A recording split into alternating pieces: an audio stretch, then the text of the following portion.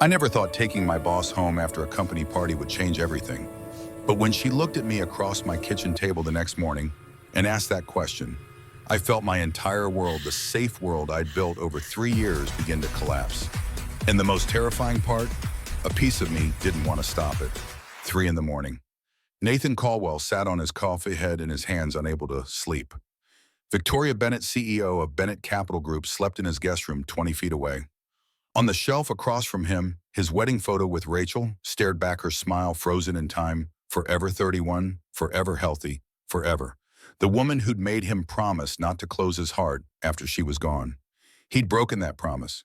Built walls so high, even Harper couldn't always climb them.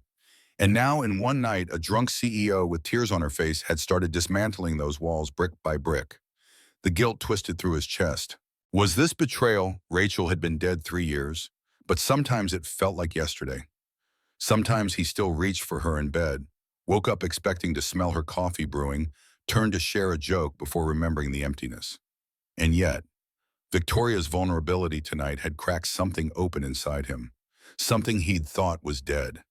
6 hours earlier, the Grand Excelsior Hotel had glittered with chandeliers and champagne. Bennett Capital Group's annual holiday party drew 150 guests, employees, board members, clients, all celebrating a record year. Nathan had arrived late, still hearing Harper's voice in his head as he tucked her in. His 7-year-old daughter had clutched her stuffed rabbit, eyes wide with that familiar fear that lived in her ever since Rachel's death. "Daddy, what if you don't come back?" The question gutted him every time. How do you promise a child you won't die when her mother had made the same promise and broken it? He'd brushed dark curls from her forehead so much like Rachel's it still hurt. "I always come back, sweetheart. Always." But Mommy said that too. Truth brutal and undeniable. Nathan had no answer except to hold her tighter, whisper reassurances that felt hollow even as he spoke them. Eventually, Harper's breathing evened out, though her hands stayed clenched around her rabbit like a lifeline. Mrs. Dorothy Campbell, his 75-year-old neighbor, had met him in the hallway. The widow had become Nathan's lifeline after Rachel died, watching Harper, when needed, offering wisdom, when asked, providing the grandmother presence his daughter desperately needed. "She's getting worse, Nathan." Mrs. Campbell's voice held gentle concern. "The separation anxiety. Have you thought about therapy?" The pediatrician said it's normal grief response for her age. "Normal doesn't mean it doesn't hurt her. Or you." The older woman patted his arm. "Go to your party. Harper and I will have a lovely evening. But when you get back, we need to talk about getting her real help." The conversation haunted Nathan as he drove to the hotel. He'd been so focused on surviving, on getting through each day, keeping food on the table, maintaining his job, being present for Harper, that he'd ignored the deeper damage. Harper wasn't healing. She was drowning in fear, and he'd been too overwhelmed to notice. The hotel ballroom felt wrong without Rachel beside him. 3 years since cancer took her, and he still found himself scanning crowds for her face. They'd met at a party like this, not this fancy, but the same nervous energy, same forced laughter, same people pretending to enjoy small talk. Rachel had been nursing a soda in the corner, looking as uncomfortable as Nathan felt. He'd approached with some forgettable joke, and she'd laughed real laughter, not polite party laughter.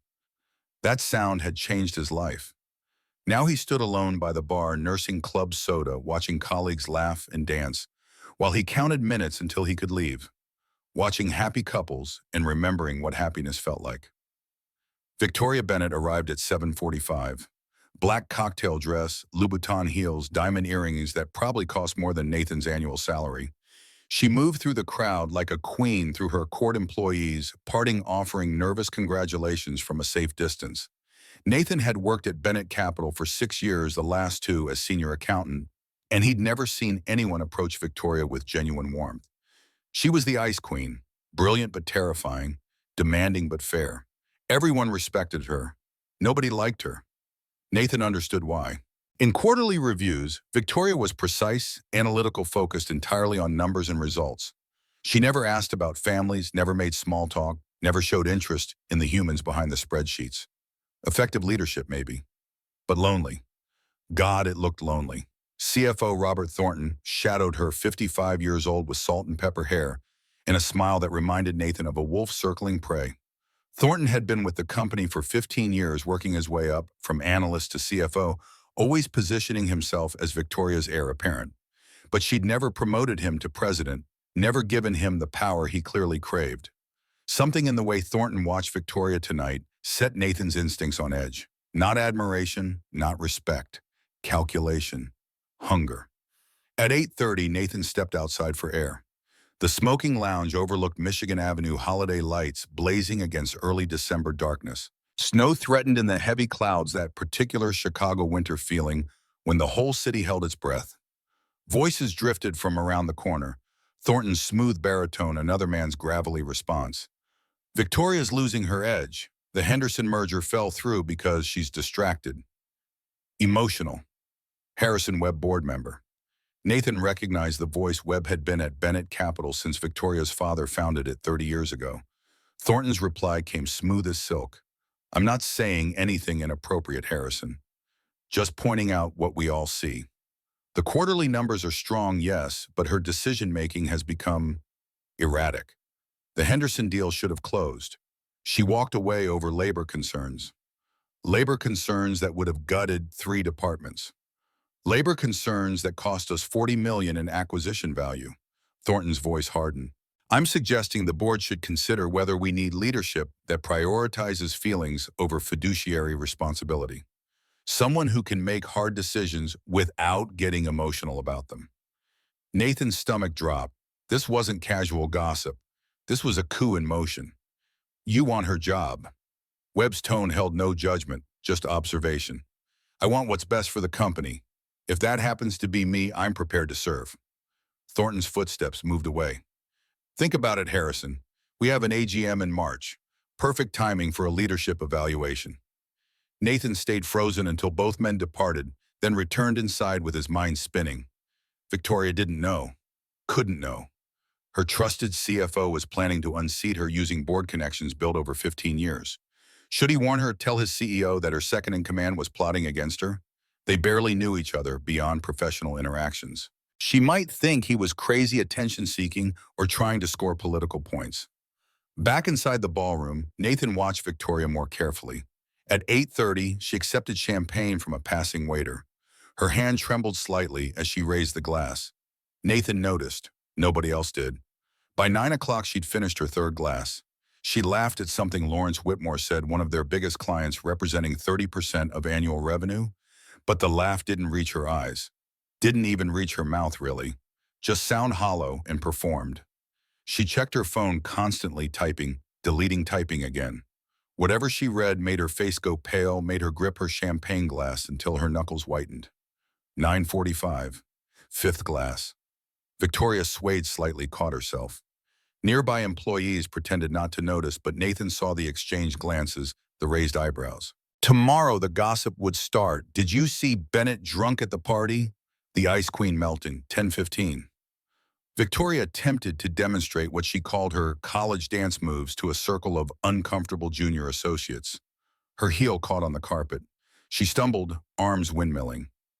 Nathan moved without thinking, catching her elbow before she fell. His drink splashed onto the floor, but he kept her upright. Ms. Bennett, are you all right? She blinked up at him, pupils dilated, mascara smudged at one corner. Recognition flickered slowly. Caldwell. Nathan Caldwell, accounting. Yes, ma'am. I'm fine, Caldwell. Just celebrating. Record year.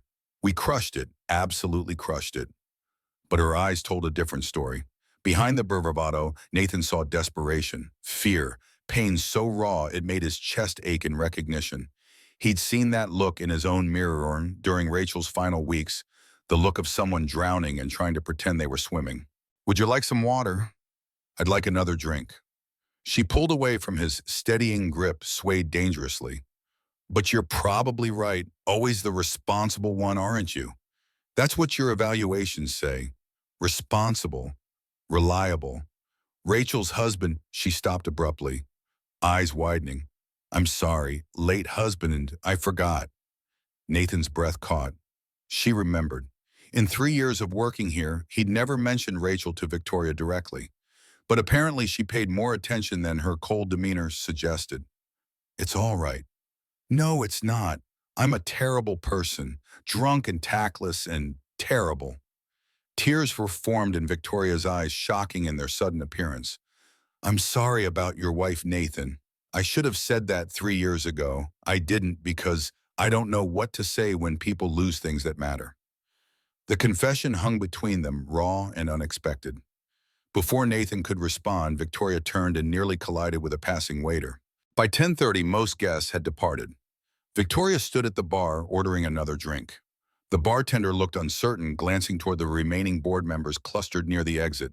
Webb Thornton, two others whose names Nathan couldn't remember. If they saw her like this? Thornton's words echoed, she's distracted, emotional. This would give him exactly the ammunition he needed. Nathan's phone buzzed. Text from Mrs. Campbell. Harper's asleep. Take your time, dear. He should leave. Should go home to his daughter. Harper needed him, and this wasn't his problem. Victoria Bennett was his boss, not his friend. What happened to her career wasn't his responsibility. But the memory of her tears, her vulnerability, the desperate fear in her eyes, it wouldn't let him walk away. What would I want someone to do if this was Rachel? He approached slowly, carefully. Miss Bennett, Victoria, I think it's time to call it a night. She turned eyes, struggling to focus. You're still here. Everyone else left. Why are you still here? Because you need help. I don't need help. I need... She trailed off, staring at her phone screen. I need to stop making terrible decisions. Let me call your driver. She fumbled with her phone, couldn't unlock the screen after 3 tries. Nathan gently took it from her hands, navigated to her messages. The most recent exchange made his stomach turn. Unknown number. Emboss the party, Victoria. Last chance to step down gracefully before everyone sees what you really are. Victoria's reply, who is this unknown? Someone who remembers what you did, and someone who's done staying quiet. No wonder she'd been drinking. Someone was threatening her, and she'd faced it alone in a room full of people who worked for her but didn't care about her. According to her earlier messages, she'd dismissed her driver at 8 with instructions to return at 2 in the morning. It was only 10:45. Victoria waved a hand dismissively when he explained, I'll wait in the hotel bar. You go home to your daughter. She needs you more than I do. Harper's asleep. You need help now. I'm not your responsibility, Nathan. Maybe not, but I'm making you mine anyway. The words surprised them both. Victoria blinked, processing slowly through alcohol fog. Why nobody helps without wanting something? Sometimes doing the right thing means doing the uncomfortable thing. Nathan met her gaze steadily. And right now, the right thing is making sure you get home safely. No strings, no agenda, just basic human decency. Victoria studied him for a long moment. Whatever she saw in his face made her shoulders drop, the fight draining out of her. All right, Caldwell. Thank you. His Honda Civic sat in the hotel's parking garage, looking shabby next to Mercedes and BMWs. Harper's booster seat occupied the back, her Disney CDs still in the player, cheerful stickers decorating the dashboard. Victoria glanced around as she slid into the passenger seat, taking in the pine-scented air freshener, the reusable coffee mug in the cup holder, the children's drawing tucked into the visor. This is your life. Not judgmental, just observing. It is. It's very... She searched for words. Alive. My car doesn't feel alive, just expensive. Nathan didn't know how to respond to that, so he focused on driving. Carefully through downtown Chicago, snow beginning to dust the windshield. Michigan Avenue blazed with holiday lights, storefronts decorated for Christmas tourists, taking selfies despite the late hour and cold. Victoria stared out the window, silent for several blocks. Then so quietly he almost missed it. Beautiful. The lights. I used to love Christmas lights as a child. My father would drive us through wealthy neighborhoods, showing me houses I'd own someday if I worked hard enough. The personal comment startled him. Victoria Bennett didn't do personal. Did you own those houses, bigger ones, empty ones? Her voice cracked.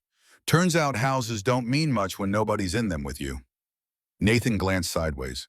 Streetlights illuminated, tears tracking down Victoria's cheeks.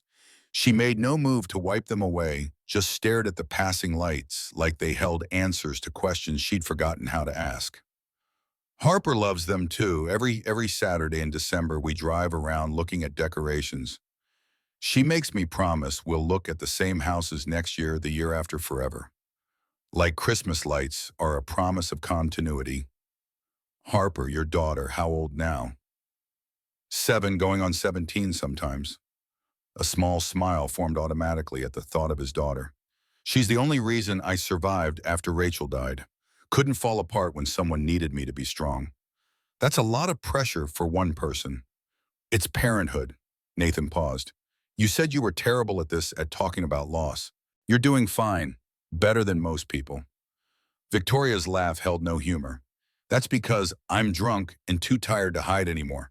Sober Victoria wouldn't be this honest. Maybe sober Victoria should try it anyway.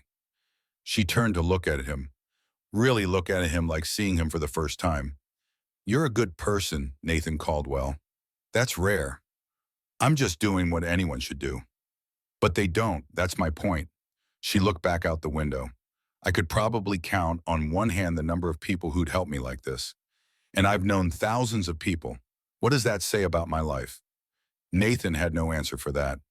Victoria directed him to Lincoln Park, where townhouses cost more than Nathan would earn in his lifetime.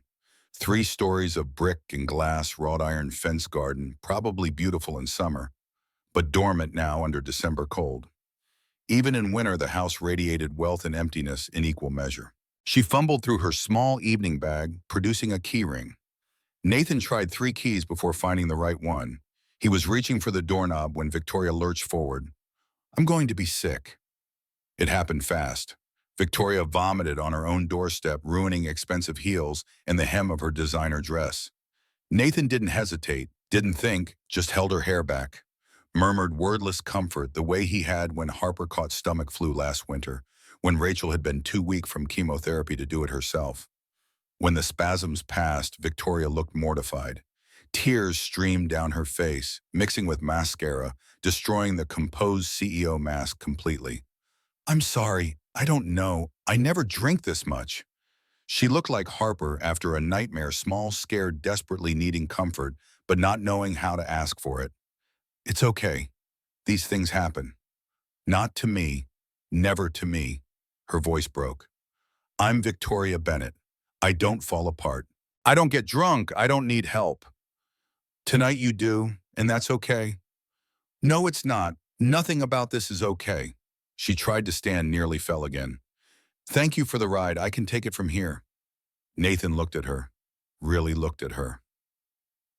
Victoria Bennett, CEO, ice queen woman worth millions, sitting in her own vomit on her own doorstep, trying to maintain dignity. She'd lost 6 drinks ago.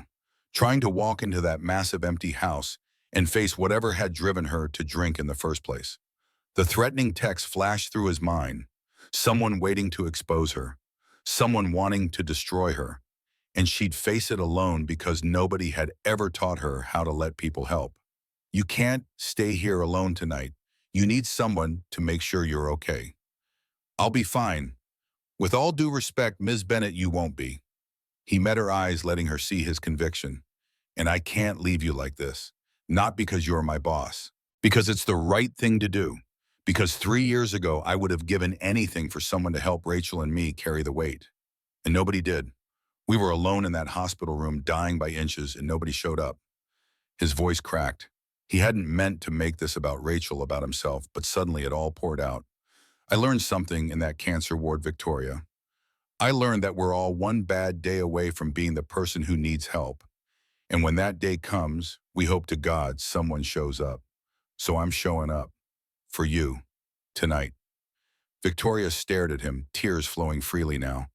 I don't know how to let people help me. Then it's a good thing I'm stubborn. She laughed through tears, the sound watery but genuine.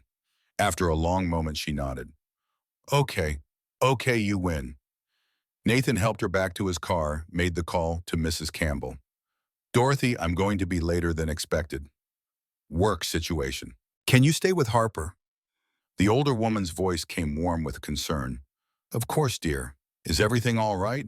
Nathan glanced at Victoria, already asleep against the passenger window. Just someone who needs help, like we all do sometimes. You're a good man, Nathan. Rachel would be proud. The words hit harder than expected. Would Rachel be proud, or would she see this as betrayal, bringing another woman into their home, feeling protective of someone who wasn't her? His apartment building in Wicker Park looked modest after Victoria's townhouse. Middle-class neighborhood two-bedroom units, rent he could barely afford on a senior accountant's salary, but worth it for the good schools nearby. At 11:30 on a Sunday night, the lobby sat empty except for a teenager doing homework in the corner, probably waiting for parents to come home from work.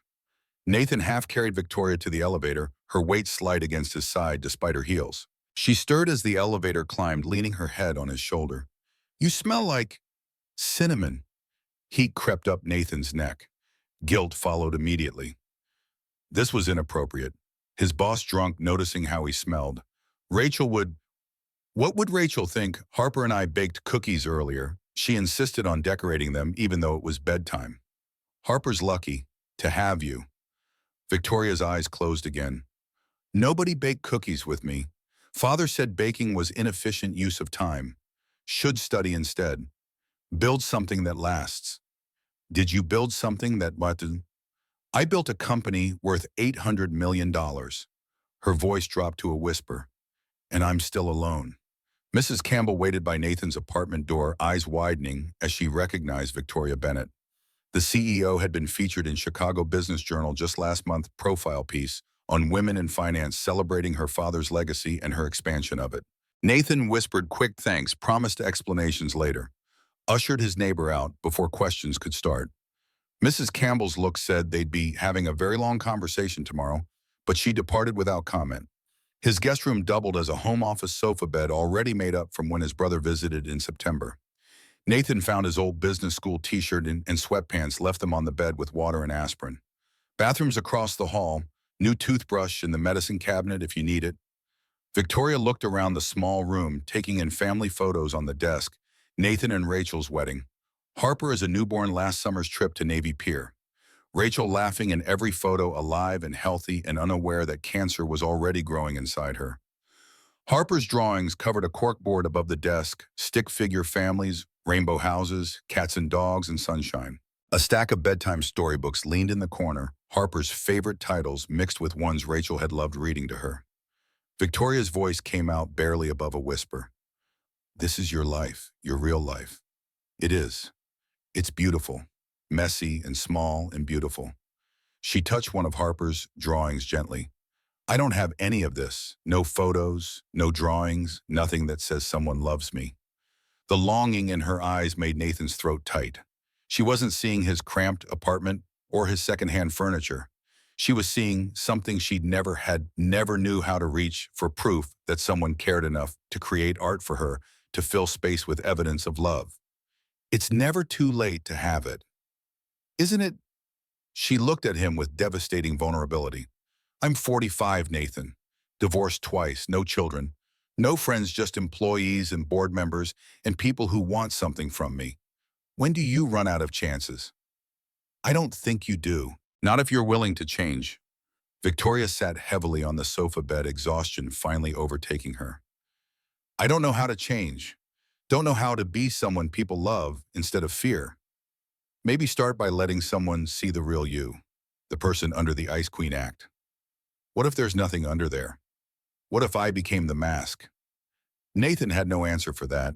He left her to change, checking on Harper first. His daughter slept peacefully, dark curls spread across her pillow, stuffed rabbit tucked under one arm. Nathan brushed a kiss against her forehead, breathing in the innocent scent of baby shampoo and childhood. Daddy loves you, sweetheart. Harper stirred slightly.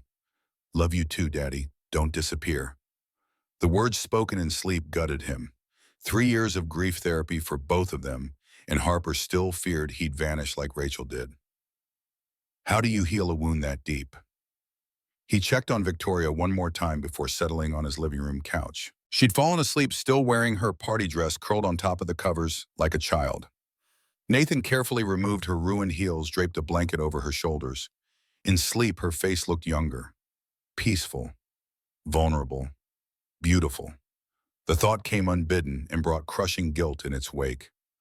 Rachel, God, Rachel, I'm sorry. I'm not trying to replace you. I'm not trying to forget you. But this woman is hurting, and I remember what that feels like, and I can't just walk away. Nathan returned to the living room, pulled Rachel's photo from his wallet. Forever 31. Forever smiling. Forever the woman who'd made him promise not to close his heart. I'm keeping my promise, he whispered. Trying to anyway. Is that okay? Rachel smiled back, offering no judgment, because she never had. Even at the end, even when pain consumed her, she'd focused on Nathan and Harper's future, made him promise to let them be happy again. But what did happiness even look like now? Nathan spent the night on his couch staring at the ceiling, mind spinning through scenarios. Would Victoria be angry when she woke embarrassed? Would this cost him his job, bringing his boss to his apartment, seeing her at her most vulnerable? What would people at work say if they found out? And underneath all those worries, a question that scared him most. Why do I care so much about helping her?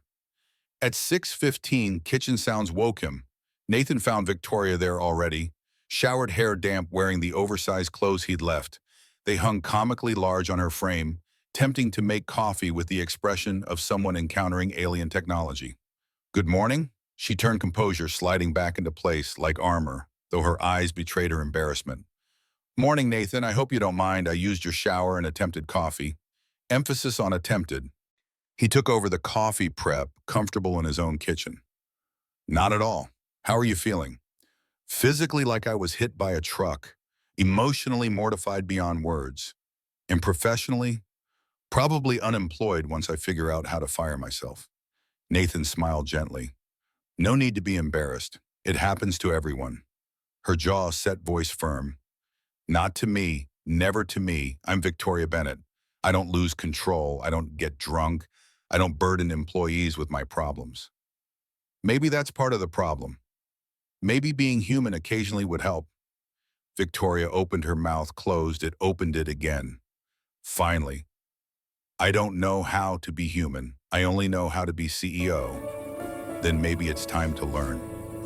Awkward silence stretched between them as they sat at his small kitchen table, mugs of coffee cooling between them. Nathan searched for words, found none. Victoria traced the rim of her mug with one finger, not meeting his eyes. Movement in the doorway broke the tension. Harper appeared, pink pajamas, messy curls clutching her stuffed rabbit. She rubbed sleep from her eyes, studying the stranger at their table with the directness only children possessed. Daddy? Nathan's heart jumped.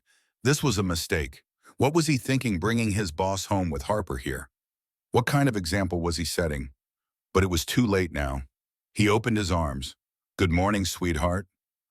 Harper ran to him, climbed onto his lap, but her curious gaze never left Victoria. She studied the stranger intently, taking in the oversized clothes, the damp hair, the sad eyes. This is Miss Bennett. She works with Daddy. Harper stared for a long moment.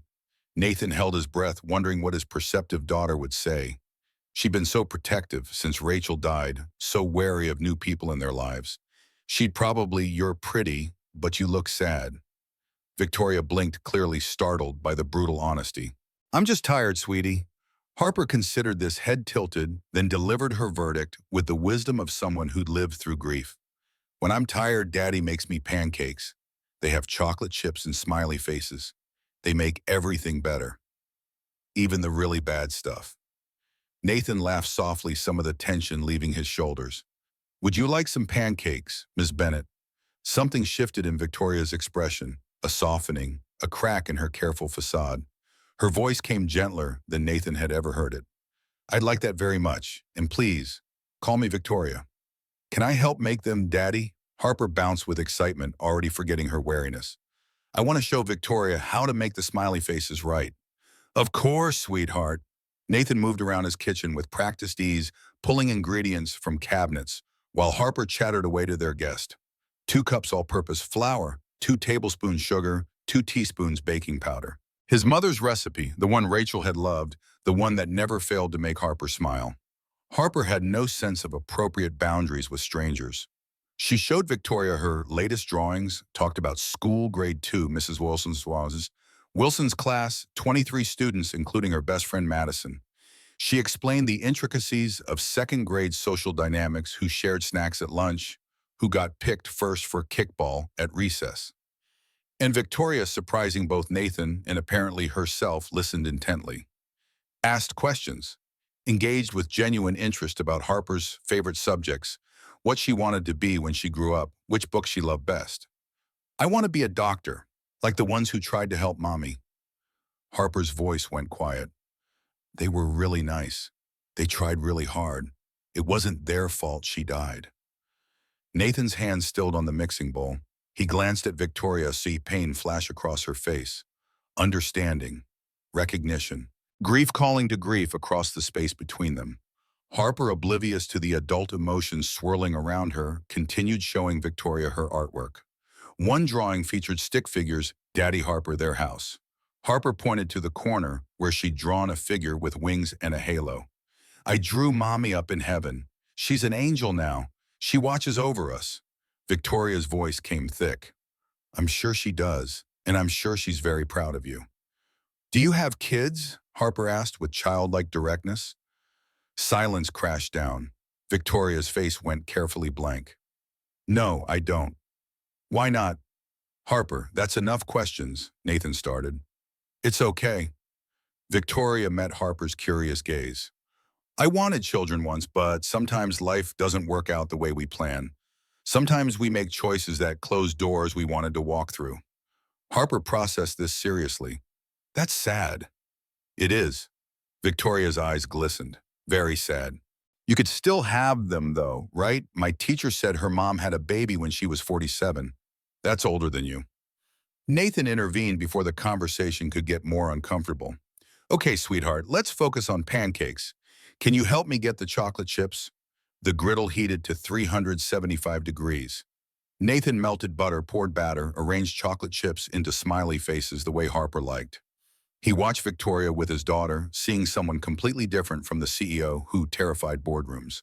Just a woman connecting with a child, learning how to play, how to be silly, how to let someone see her without armor. Harper delighted in teaching Victoria how to eat the pancakes properly. You have to eat the smile first, then the eyes. If you don't, it doesn't work right.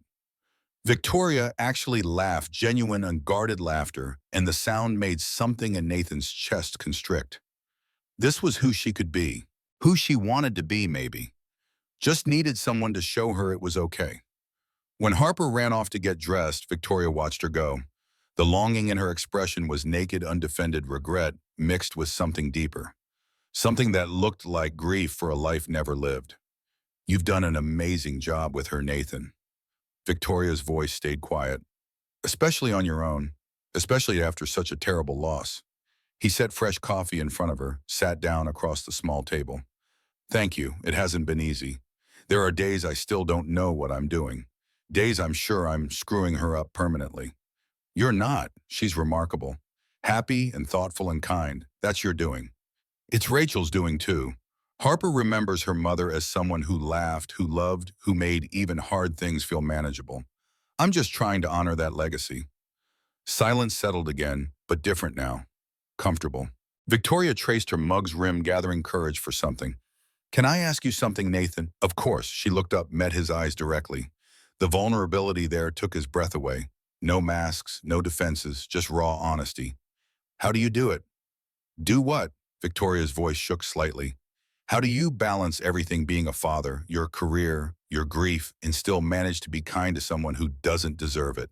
How do you wake up every day and choose to keep going when you've lost everything? How do you stay human when it would be so much easier to just shut down? The question hung between them, heavy with meaning beyond the simple words. Nathan felt the ground shift beneath him, opening possibilities he'd never considered, never let himself imagine. The guilt returned sharper now. Rachel. He was sitting at their kitchen table feeling something for another woman, betraying every memory they'd built. Except Rachel had made him promise. Promise not to close his heart. Promise to stay open to love, to life, to possibility. Promise that Harper would see him choose happiness instead of grief. Was this what she'd meant? I don't know if I balance it well. Honesty felt important, necessary. Most days I feel like I'm barely keeping my head above water, like I'm one crisis away from completely falling apart. He paused, searching for truth. But Harper needs me to be strong, so I try. And kindness. Another pause, thinking of Rachel, of the woman she'd been, of all she'd taught him. Kindness costs nothing, but it means everything. My wife Rachel taught me that. She was kind, even when she was dying. Kind to me, to Harper, to the nurses who couldn't save her. And I promised her I'd teach Harper the same thing. That we show up for people. That we help even when it's hard. that we stay human even when humanity hurts. Victoria's eyes filled with tears. Her hands trembled around her coffee mug. I've spent my entire life building a company, proving myself in a man's world, showing no weakness, never letting anyone see me struggle. The words came faster now, cracking open. And what do I have to show for it? A big empty house, 2 failed marriages, employees who fear me instead of respect me, a bank account I'll never spend, a reputation for being brilliant and heartless.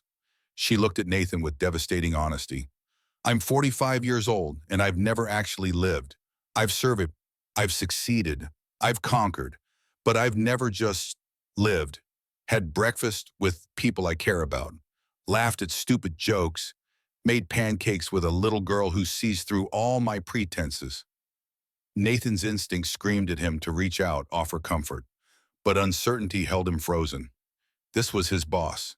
Professional boundaries existed for reasons. He could lose his job, lose his ability to provide for Harper, risk everything he'd built. But she was hurting human, breaking apart in his kitchen. And he remembered what it felt like to break apart alone. What would Rachel want me to do? He reached across the table, hesitated, then gently covered Victoria's hand with his. Her skin felt cold, trembling. It's never too late to change course, Victoria.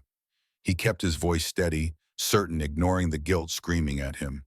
It's never too late to start living instead of just surviving. Tears spilled down her cheeks. Isn't it I'm 45 years old, Nathan? I've spent decades becoming this person, building these walls, burning every bridge to anything that looked like vulnerability.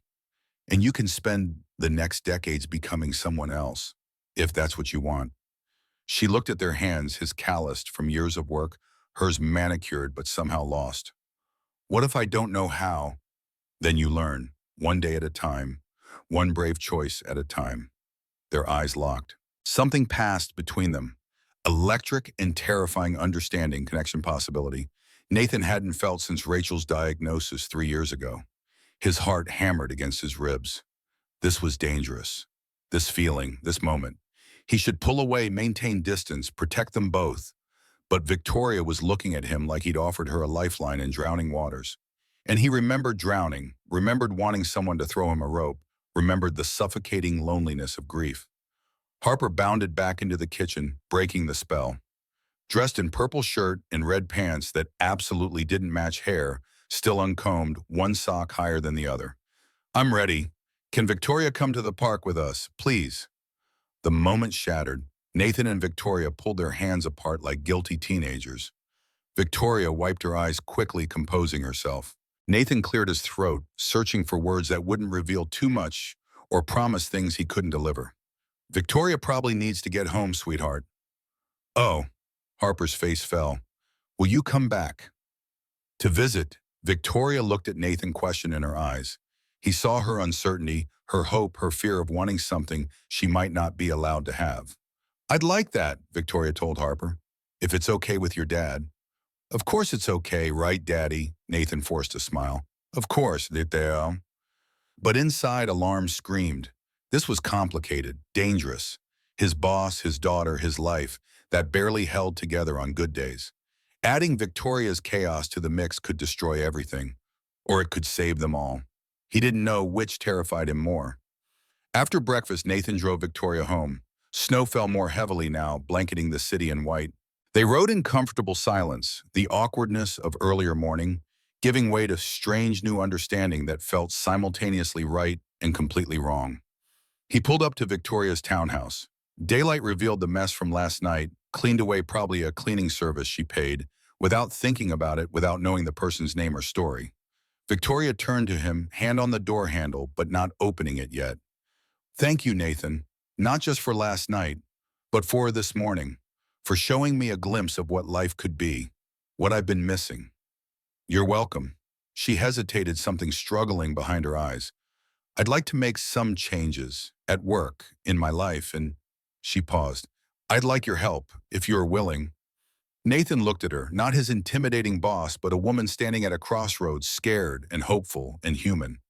A woman who reminded him too much of himself 3 years ago, lost and alone, and pretending to be strong. I'd be honored. Victoria's hand stayed on the door handle, but she didn't move to open it. Her internal struggle played across her face, the desire to stay versus the knowledge she should leave. Nathan, I need to tell you something.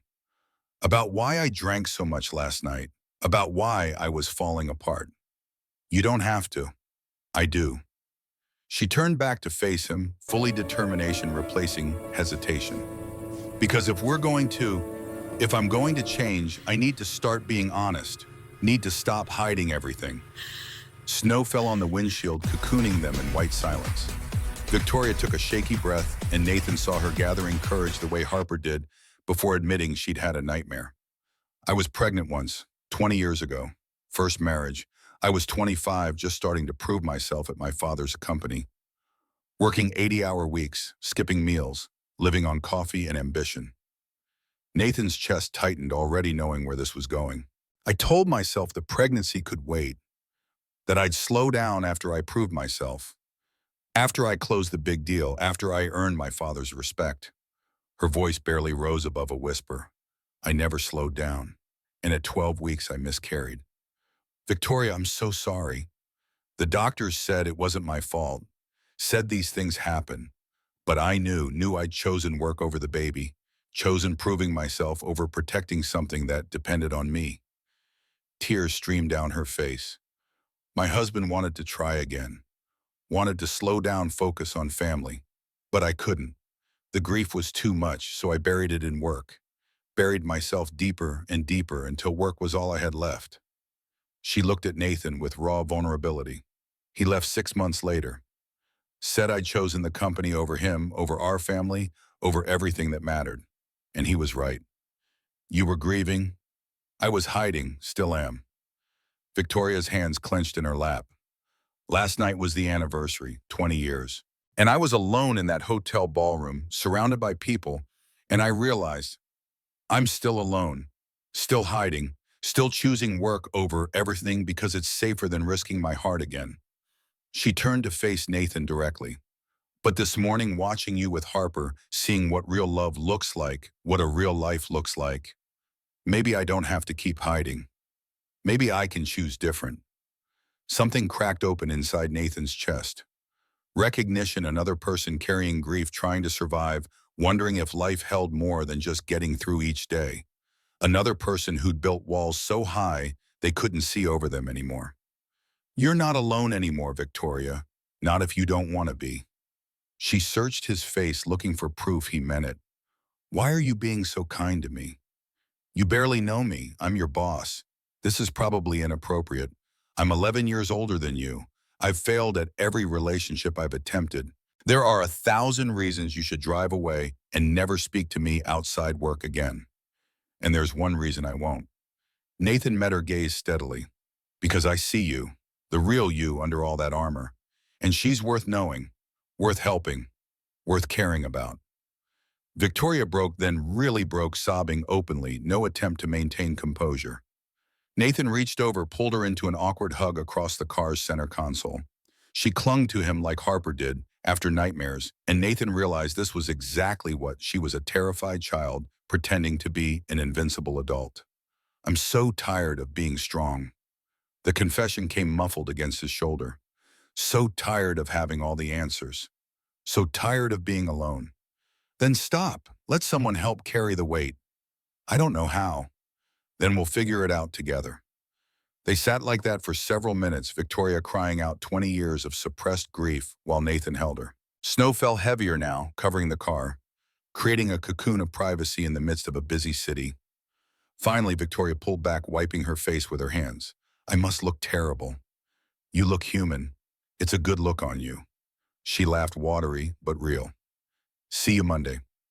See you Monday. She exited the car, then turned back. Small, wave, tentative smile, so different from the Ice Queen who'd terrified him for years. Nathan drove away, mind spinning with everything that had changed in 12 hours. His boss had broken down in his kitchen. His daughter had connected with her. He'd felt something, attraction, connections, possibility, that he hadn't felt since Rachel. Guilt crashed over him again. What was he doing? Rachel had been dead 3 years. Yes, but did that make this okay? Was he betraying her memory? Was he risking Harper's stability for some fantasy that an Ice Queen CEO could transform into someone warm? But Rachel's voice whispered in his memory, "Don't close your heart, Nate. Promise me. Harper needs to see you choose life, choose love, choose happiness." Maybe this was what she'd meant, or maybe he was rationalizing. Monday morning arrived too fast. Nathan dropped Harper at school where she bounced out of the car, chattering about telling Madison all about Victoria. "She's really pretty, Daddy, and nice and sad. I like her. Just maybe don't talk about her too much, sweetheart. It's private." Why is it private? How do you explain workplace politics to a 7-year-old? Because grown-ups make things complicated. Just trust me. Nathan drove to Bennett Capital's downtown offices, parking in the underground garage, taking the elevator to the 20th floor where the accounting department lived. His stomach churned with anxiety. What would Victoria be like at work? Would she acknowledge what happened or pretend it never occurred? The atmosphere felt wrong immediately. Colleagues whispered in clusters, fell silent when they saw him, gave him looks that ranged from curious to judgmental to something that looked like pity. Olivia Marshall, a 28-year-old junior associate Nathan had mentored, pulled him aside near the coffee station. Her expression held worry and something else, reluctance to be the bearer of bad news. "Nathan, you need to see something." She showed him her phone company message board pulled up. Nathan's stomach dropped. Photos filled the screen.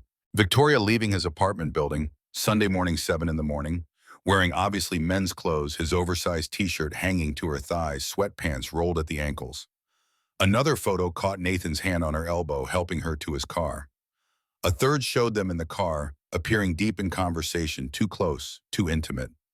Comments scrolled beneath the images. CEO's walk of shame, Caldwell playing a dangerous game, office romance or career suicide. She's 45, he's 34. Interesting dynamic. Poor guy's probably getting fired for seeing her drunk, or promoted for sleeping with the boss. Nathan's hands went cold. His vision narrowed. Someone had followed them, photographed them, posted evidence designed to create maximum damage. Who posted these? His voice came out strangled. Olivia shook her head. Anonymous account. But Nathan, they're everywhere. Company intranet, the financial gossip boards, probably LinkedIn by noon. Everyone's seen them. His immediate thought wasn't for himself. Victoria, this would destroy her. Thornton would use it as proof of compromised judgment, emotional instability, inappropriate conduct. The board would question her leadership. Clients would lose confidence. Everything she'd built, everything she was trying to change, gone because Nathan had tried to help. His desk phone rang before he could process further. Extension from the executive floor CFO's office. Thornton's assistant, crisp and professional. "Mr. Caldwell, Mr. Thornton would like to see you immediately." The 32nd floor might as well have been another planet. Nathan took the elevator up, watching floor numbers climb, each one increasing his anxiety. Where accounting had fluorescent lights and cubicles, the executive floor had recessed lighting and individual offices with doors. Thornton's domain sat cold in minimalist modern furniture, abstract art, everything designed to intimidate. Floor-to-ceiling windows overlooked Lake Michigan, gray water churning under winter clouds. Thornton stood by those windows, suit perfectly tailored, silver hair catching morning light. He didn't turn when Nathan entered. "Mr. Caldwell, I assume you've seen the photos." "I have." "Care to explain?" Thornton turned, now eyes calculating, predatory smile barely concealed. Nathan kept his voice steady, meeting the older man's gaze without flinching. "I helped an intoxicated colleague get home safely. Nothing inappropriate occurred." "Nothing inappropriate." Thornton repeated the words like tasting wine. "Let me tell you what I see, Nathan. I see our CEO leaving your apartment wearing your clothes.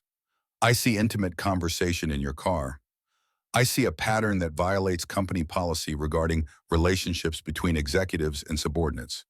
He moved to his desk, sat down, steepled his fingers. The pose looked practiced, designed to project power and judgment. "Ms. Bennett's judgment has been questionable lately. The Henderson merger falling through, her insistence on expensive employee programs we can't afford, her increasing emotionality in board meetings." Thornton leaned back. "And now this, the optics are terrible." Silence stretched. Thornton let it hang there, weight building like storm clouds. For your sake, Nathan, I hope there's nothing more to this story. Office relationships, especially between someone in Victoria's position and someone in yours, violate policy. They create conflicts of interest. They damage credibility. They make everyone wonder whose judgment is compromised. His smile turned sharper. They also make people wonder about your motivations. Are you a good employee helping a colleague, or an opportunist trying to sleep his way to the top? Nathan's hands clenched into fists under the desk. There's no relationship. I did what anyone with basic human decency would do. Human decency. Thornton savored the phrase. How noble. But nobility doesn't change perception. And in business, Nathan perception is reality. He walked to his window again. The board is concerned. I'm concerned. We're implementing immediate reviews of all senior staff relationships and interactions. We're updating our ethics policies, and we're watching very carefully to see if this was an isolated incident or the beginning of a pattern. Translation, one wrong move and you're gone. I understand. Do you understand that you've put both your career and Victoria's at risk, that employees are questioning her professionalism, that clients are calling, asking if there's instability in leadership? Thornton turned back, expression hard. Whatever you think happened Friday night, whatever you think you were doing, it's caused real damage to her, to the company, to yourself. Nathan wanted to argue, to explain about the threatening text, about Victoria's vulnerability, about simple human kindness. But Thornton's expression said arguments were pointless. Is that all? For now, dismissed. Walking back to the elevator, Nathan's mind raced.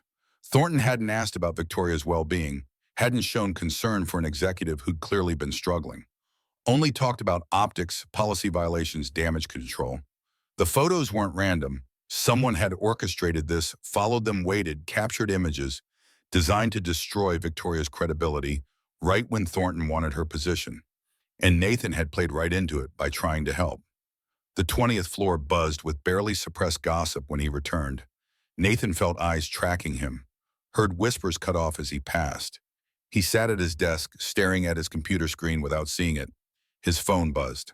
Text from Victoria, my office, now. The walk to her office felt like approaching execution.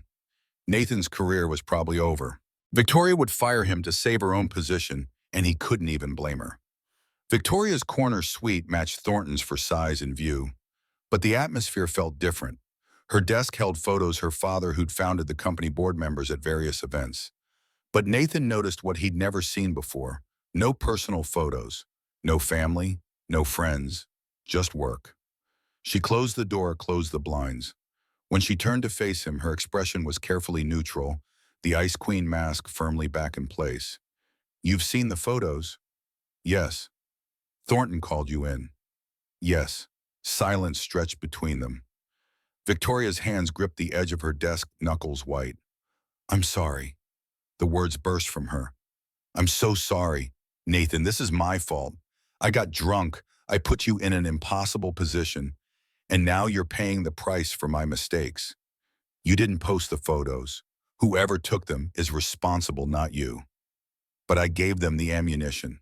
I'm the CEO. I should know better. Should be more careful. Should never put an employee in this position. She closed her eyes. You should distance yourself from me. Publicly. Tell HR it was a one-time thing, won't happen again, completely professional from here forward. Is that what you want? It's what's smart, what protects you. Victoria opened her eyes and Nathan saw pain there. You have Harper to think about. Your career, your reputation. I won't let my problems destroy your life. Nathan thought about that morning at his kitchen table. Victoria asking how he did it. Victoria crying over 20 years of grief. Victoria tentatively connecting with Harper, learning what warmth felt like. Thought about her saying, you're not alone anymore. What if I don't want to distance myself? Victoria blinked. Nathan, what if I think you're worth the risk, worth the complications, worth fighting for? You barely know me. You've seen me at my worst, drunk, pathetic, falling apart. I've seen you at your most human, and that person, she's worth knowing. Nathan moved closer. The board is calling an emergency meeting, isn't it? That's why you look terrified. Thornton's going to use this against you. This afternoon, 4 o'clock. Victoria's voice went flat. He'll argue the photos show compromised judgment, emotional instability, inappropriate conduct. He'll call for a review of my leadership. Then we fight back. How he's right. I did show compromised judgment. I did act inappropriately. There's no defense. The defense is the truth. You had a hard night. An employee helped you get home safely. Nothing happened. And anyone making more of it is either naive about human struggles or deliberately malicious. Victoria looked at him like he'd suggested flying to the moon. You can't defend me in that meeting. You're not on the board. You're the person implicated in the scandal. Your presence would make everything worse. Then what's your plan? Roll over and let Thornton win? Let him use basic human decency as evidence of weakness. My plan is to survive. Keep my job. Try to minimize the damage. She looked away. And never put you at risk again. Nathan's frustration boiled over. Stop trying to protect me by pushing me away. Stop assuming you have to face everything alone. That's what got you into this mess, 20 years of refusing help, refusing connection, refusing to be human. I'm protecting you. I don't need protection. I need honesty. I need you to stop hiding behind walls and talk to me like a person instead of an employee. Victoria's composure cracked. You want honesty? Fine. I'm terrified. Terrified that Thornton's right, that I'm too emotional to lead anymore, that everyone I care about gets hurt because I'm damaged goods. Terrified that I'll lose everything because I dared to be vulnerable for one night. And what if you don't lose everything? What if you actually gain something? Like what? What possibly comes from this disaster except more pain? Nathan closed the distance between them, caught her hands in his. Maybe you stop being the ice queen and start being Victoria. Maybe employees see you as human and respect you more for it. Maybe you learn that vulnerability isn't weakness, it's strength. She looked at their joined hands, tears forming. Or maybe I just drag you down with me. Then we fall together. That's better than standing alone. Victoria pulled her hands free, turned away. You have Harper. You can't risk your career on maybe, on the chance that a broken CEO might figure out how to be human. Harper's the reason I'm doing this. The words came fierce. She needs to see her father choose courage over fear, choose people over politics, choose what matters over what's safe. What matters, Victoria's voice went sharp. What matters, Nathan, is keeping your job so you can feed your daughter. What matters, all that matters, is not throwing away your future because you feel sorry for me. I don't feel sorry for you. I see you. There's a difference. The words hung between them, truth raw and undeniable. Victoria's shoulders shook with silent tears. Before either could speak again, her assistant knocked. Ms. Bennett, the board meeting has been moved up. 2 o'clock now. They want to address the situation immediately. Victoria's face went white. Thank you. I'll be ready. After the assistant left, Victoria turned back to Nathan. Go. Go back to your desk. If they ask, tell them nothing happened. Tell them I was drunk and you helped, purely professional. Won't happen again. Victoria. Please, Nathan, if you care about me at all, protect yourself. Protect Harper. Let me handle this as alone. Nathan wanted to argue, wanted to storm into that board meeting, make them see Victoria as human instead of a liability. Wanted to fix this, protect her, carry the weight. But he saw the fear in her eyes, not fear for herself, but fear for him. Fear that he'd sacrifice his career, his daughter's stability, everything that mattered, trying to save someone who didn't think she deserved saving. Okay, the word cost him. But this isn't over. Whatever happens in that meeting, we're not done. You are not alone. Got it.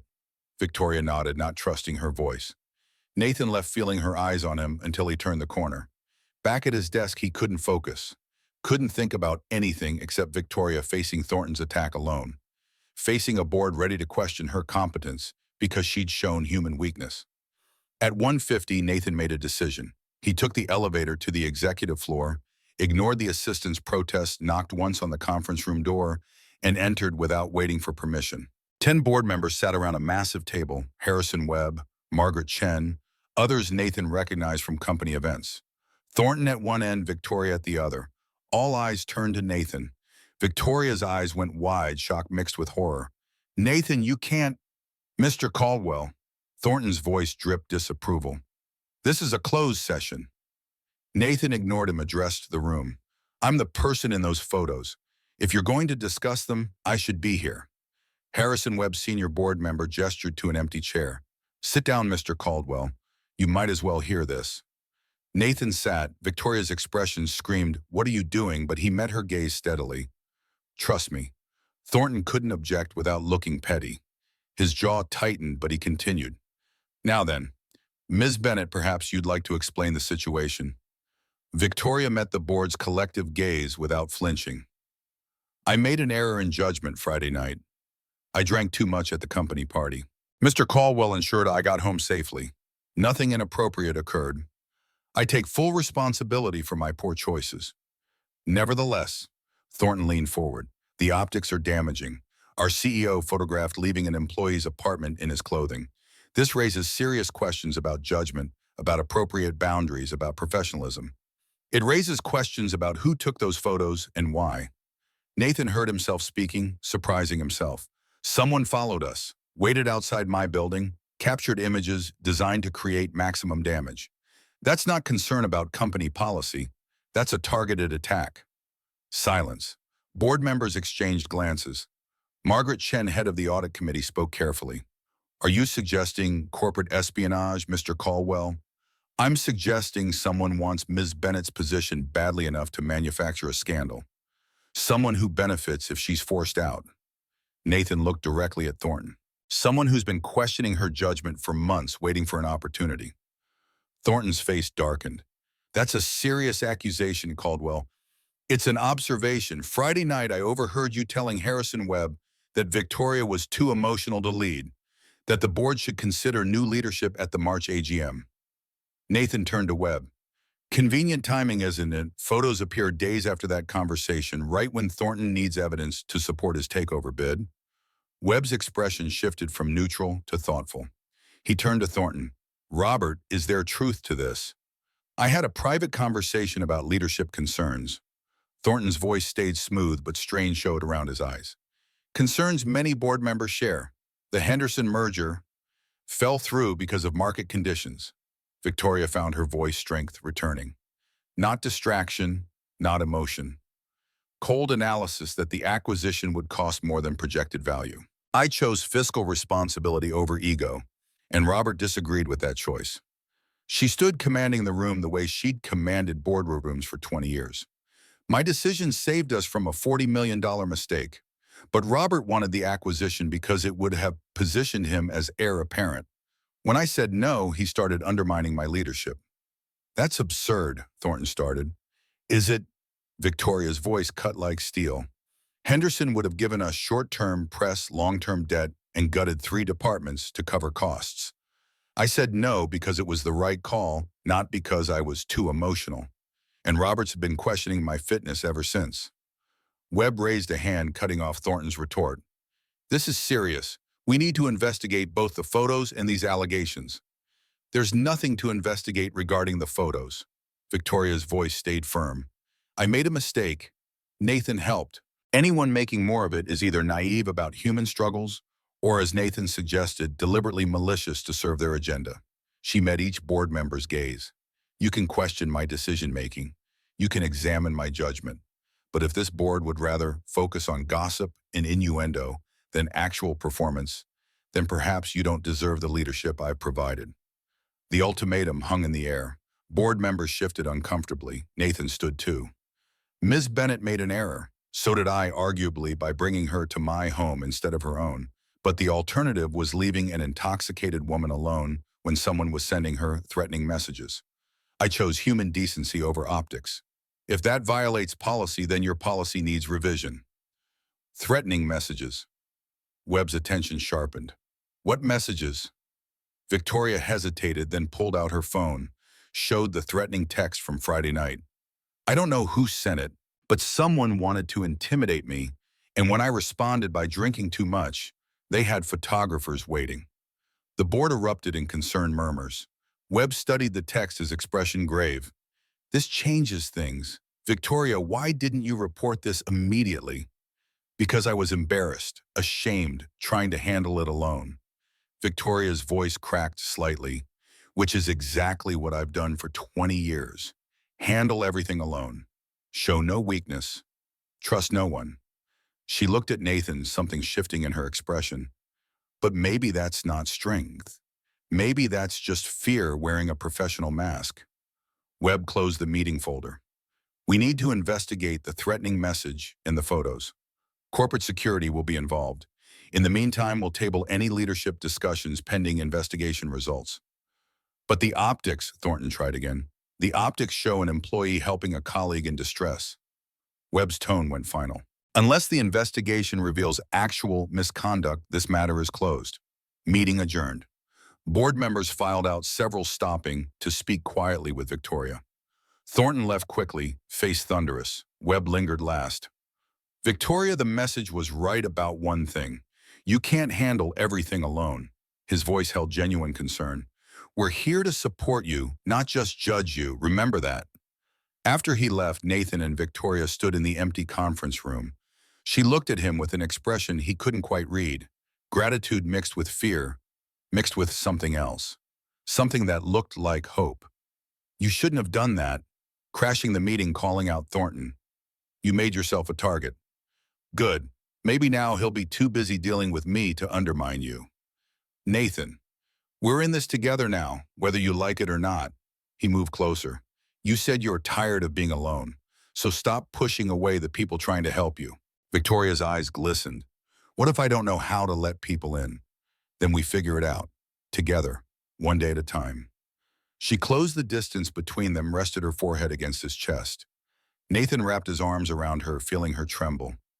Thank you, she whispered, for showing up, for fighting for me, for seeing me when everyone else just sees the Ice Queen. The Ice Queen is melting, and the woman underneath, she's worth knowing. They stood like that until Victoria's phone buzzed with the next crisis demanding her attention. But something fundamental had shifted. They weren't just CEO and employee anymore, weren't just two broken people pretending to be whole. They were allies, facing the storm together instead of drowning alone. And that made all the difference.